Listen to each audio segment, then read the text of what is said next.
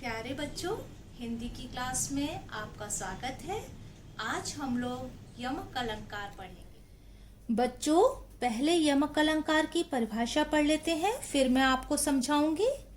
जहां कोई शब्द दो या दो से अधिक बार आए पर उसके अर्थ भिन्न भिन्न हो, वहां यमक अलंकार होता है।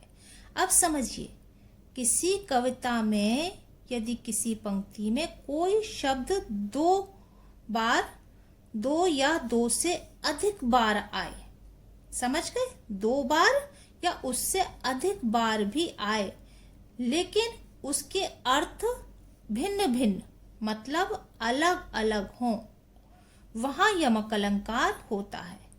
मतलब कोई शब्द, अब इस उदाहरण को देखो तो समझ में आएगा कि काली घटा का घमंड घटा।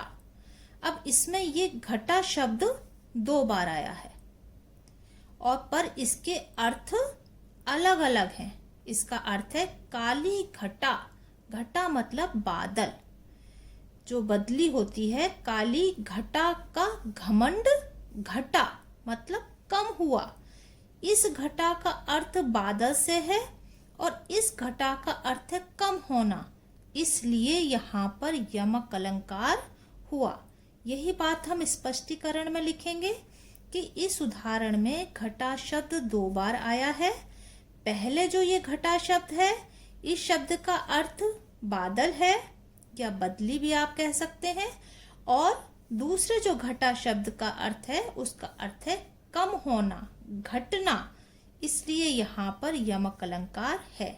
एक उदाहरण और देख लो तो तुम्हें और अच्छी तरह से समझ में आ जाएगा। ऊधो जोग जोग हम नाही। ये गोपियां जो कृष्ण के मित्र हैं ऊधो, उनसे कह रही हैं कि हे ऊधो, जोग मतलब जो योग होता है, जिसको तुम लोग आजकल योगा कहते हो, उस योग के जोग मतलब योग्य हम नहीं हैं। अब देखो, जोग और जोग दो बार आया है। इस जोग का अर्थ है योग, जो योग व्यायाम वगैरह करते हैं हम लोग, और इस जोग का अर्थ है योग्य, इसलिए यहाँ पर यमक अलंकार है। आशा है बच्चों आप लोगों को बहुत अच्छी तरह से समझ में आ गया होगा।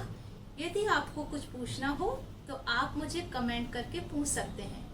आप इस चैनल को सब्सक्राइब भी कर लीजिए, जिससे आगे आने वाली वीडियो भी आप तक पहुंच सकें। धन्यवाद।